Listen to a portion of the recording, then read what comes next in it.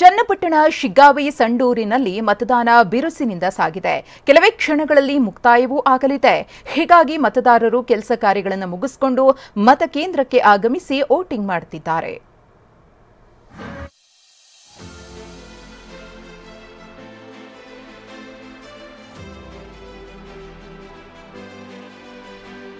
ಮತದಾನ ಇವತ್ತು ಗೆಲುವು ಸೋಲನ್ನೇ ನಿರ್ಧರಿಸೋ ದಿನ. ಚನ್ನಪಟ್ಟಣ, ಶಿಗ್ಗಾವಿ ಮತ್ತು ಸಂಡೂರು ಕ್ಷೇತ್ರಗಳ ಉಪಚುನಾವಣೆಗೆ ಮತದಾನ ಭರ್ಜರಿಯಾಗಿ ನಡೆಯುತ್ತಿದೆ.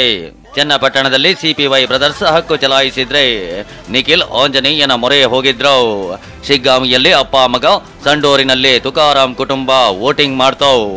ಬರೀ ಘಟಾನುಘಟಿಗಳಷ್ಟೇ ಅಲ್ಲ, ಮತದಾರ ಪ್ರಭುಗಳು ಮೂರು ಕ್ಷೇತ್ರಗಳ ಅಭ್ಯರ್ಥಿಗಳ ಹಣೆ ಬರಹ ನಿರ್ಧರಿಸೋ ಮುದ್ರೆ ಒತ್ತಿದ್ದಾರೆ.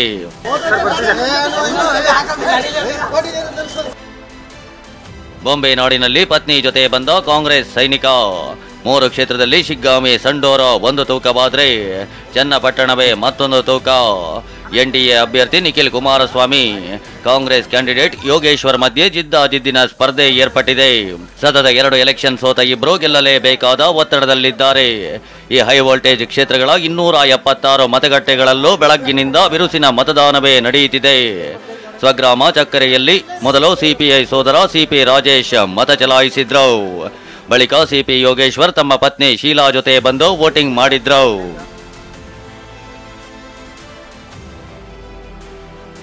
ಎನ್ಡಿಎ ಅಭ್ಯರ್ಥಿ ನಿಖಿಲ್ ಕುಮಾರಸ್ವಾಮಿ ಚನ್ನಪಟ್ಟಣ ಮತದಾರರಲ್ಲ.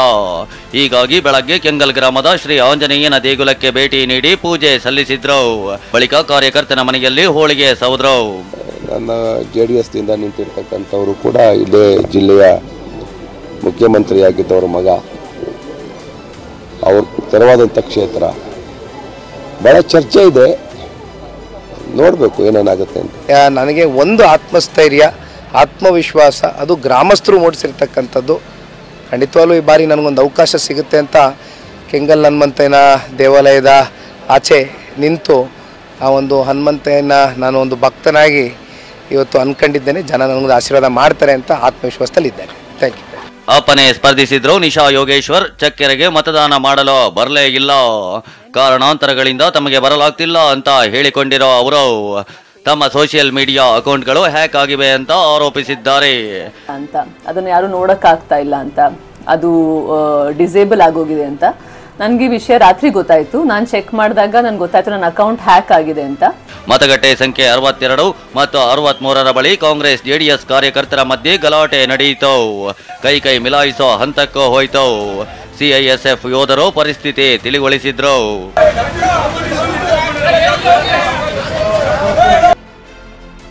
ಹುಬ್ಬಳ್ಳಿಯಲ್ಲೇ ಅಪ್ಪ ಮಗ ಪೂಜೆ, ಶಿಗ್ಗಾವಿಯೊಳಗೆ ವೋಟಿಂಗ್. ಸಂಸದರಾಗಿರುವ ಬೊಮ್ಮಾಯಿ ಈಗ ಪುತ್ರ ಭರತ್ರನ್ನ ತಮ್ಮ ಕ್ಷೇತ್ರದಲ್ಲಿ ಪ್ರತಿಷ್ಠಾಪಿಸಲು ಕಾಲಿಗೆ ಚಕ್ರ ಕಟ್ಕೊಂಡು ತಿರುಗಿದ್ದಾರೆ. ಕಾಂಗ್ರೆಸ್ ಅಭ್ಯರ್ಥಿ ಯಾಸಿರ್ ಪಠಾಣ್ ಒಂದ್ಸಾರಿ ಬೊಮ್ಮಾಯಿ ವಿರುದ್ಧ ಸೋತವು. ಈಗ ಮತ್ತೊಮ್ಮೆ ಅವರ ಪುತ್ರನ ಎದುರು ತೊಡೆ ತಟ್ಟಿದ್ದು ಮತದಾನ ಭರ್ಜರಿಯಾಗಿ ನಡೆಯುತ್ತಿದೆ. ಬಿಜೆಪಿಯ ಭರತ್ ಬೊಮ್ಮಾಯಿ ಹುಬ್ಬಳ್ಳಿಯ ಅಶೋಕ್ ನಗರದ ಆಂಜನೇಯ ಸ್ವಾಮಿಗೆ ಪೂಜೆ ಸಲ್ಲಿಸಿದ್ರು.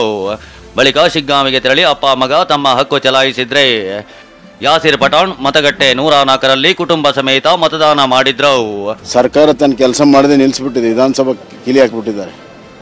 ಉಪಚುನಾವಣೆಯ ಅಲ್ಲಿ ಇಷ್ಟು ದೊಡ್ಡ ಪ್ರಮಾಣದಲ್ಲಿ ಸಚಿವರು, ಶಾಸಕರು ಹಣದ ಚೀಲ ತೊಗೊಂಡು ಬಂದು ಕೂತು ಪ್ರಜಾಪ್ರಭುತ್ವದ ಎಲ್ಲ ಮೌಲ್ಯಗಳನ್ನು ಗಾಳಿಗೆ ತೂರಿ ತಮ್ಮ ಹಣದ ಬಲದಿಂದ, ಜಾತಿ ಬಲದಿಂದ ಗೆಲ್ಲುವಂಥ ಹುನ್ನಾರ ಮಾಡ್ತಿರುವಂಥದ್ದು ನಿಜವಾಗ್ಲೂ ಕೂಡ ಕಾಂಗ್ರೆಸ್ ಸರ್ಕಾರದ ಒಂದು ದುರಂತ. ಬಾಯ್ ಬಾಯ್ ಬೊಮ್ಮಾಯಿ ಅನ್ಲಿಕ್ಕೆ ಉತ್ಸುಕರಾಗಿ ಬರ್ತಾ ಇದ್ದಾರೆ ಅಂತ ನನ್ನೊಂದು ವಿಶ್ವಾಸ ಇದೆ. ಭಾಳ ಒಳ್ಳೆ ಕೆಲಸ ಮಾಡಿದ್ದಾರೆ. ನಾನವರು ದೂರು ಕೊಡೋದಿಲ್ಲ, ಯಾರೋ ದೂರು ಕೊಟ್ಟಿದ್ರು ಇವರು ಇಷ್ಟೇ ತಗೊಂಡಿದ್ದಾರೆ. ಅದಕ್ಕೆ ಒಂದು ಸ್ವಲ್ಪ ಕ್ಲಿಯರಿಫೈ ಮಾಡಬೇಕು ಅವರಷ್ಟೇ. ನಾನು ದೂರು ಕೊಡೋದಿಲ್ಲ ಅವ್ರ ಮೇಲೆ. ದೊಡ್ಡವರು ಅವರು ಮುಖ್ಯಮಂತ್ರಿ ಇದ್ರು, ಇತಿಹಾಸ ಇದೆ. ನಾ ವಿಚಾರ ಒಟ್ಟ ಪ್ರಸ್ತಾಪ ಮಾಡಿದ್ದಿಲ್ಲ ಇಷ್ಟೇ ಇದ್ದು. ಮಗ ಮಗಳ ಜೊತೆ ತುಕಾರಾಂ ದಂಪತಿ ಮತದಾನ. ತುಕಾರಾಂ ರಾಜೀನಾಮೆಯಿಂದ ತೆರವಾಗಿದ್ದ ಸಂಡೂರಿನಲ್ಲಿ ಮತದಾರರ ಉತ್ಸಾಹ ಕಡಿಮೆ ಇಲ್ಲ. ಸಂಸದ ಇ ತುಕಾರಾಂ ತಮ್ಮ ಪತ್ನಿ ಅನ್ನಪೂರ್ಣ ಜೊತೆಗೆ ಆಗಮಿಸಿ ಮತದಾನ ಮಾಡಿದ್ರು. ದಂಪತಿ ಪುತ್ರ ಮತ್ತು ಪುತ್ರಿ ಸಾಥ್ ನೀಡಿದ್ರು. ಸಂಡೂರಿನಲ್ಲಿ ಚುನಾವಣಾ ಸಿಬ್ಬಂದಿ ಜೊತೆ ಮತದಾರ ಕಿರಿಕ್ ಮಾಡಿದ ಘಟನೆಯೂ ನಡೆಯಿತು. ಜನತಾ ಕಾಲೋನಿಯ ಮತಗಟ್ಟೆ ಕೇಂದ್ರದ ಬಳಿ ಕುರ್ಚಿಗಾಗಿ ವಾಗ್ವಾದವೇ ನಡೆಯಿತು. ಇದು ರಾಜ್ಯದ ಕತೆ. ಆದರೆ ಅತ್ತ ವಯನಾಡು ಲೋಕಸಭಾ ಉಪಚುನಾವಣೆಯಲ್ಲಿ ಪ್ರಿಯಾಂಕಾ ಗಾಂಧಿ ಸ್ಪರ್ಧಿಸಿದ್ದು ಇಂದು ಹಳದಿ ಸೀರೆಯಲ್ಲೇ ಕಂಗೊಳಿಸಿದ್ರು. ಪಶ್ಚಿಮ ಬಂಗಾಳದಲ್ಲಿ ಬೈ ಎಲೆಕ್ಷನ್ ಇದ್ರೆ ಜಾರ್ಖಂಡ್ನಲ್ಲಿ ವಿಧಾನಸಭೆಯ ಮೊದಲ ಹಂತದ ಮತದಾನ ನಡೆಯುತ್ತಿದೆ. Bureau report, TV9.